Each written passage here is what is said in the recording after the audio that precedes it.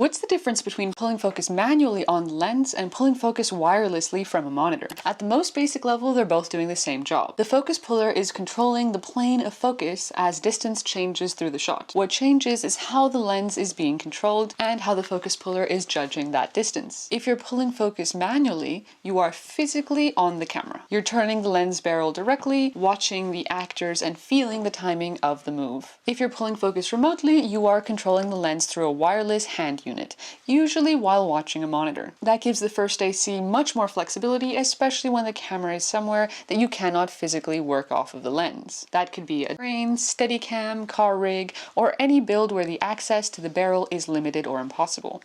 That's one of the main reasons that wireless focus has become so common. People assume it just means sitting behind the monitor and reacting by eye.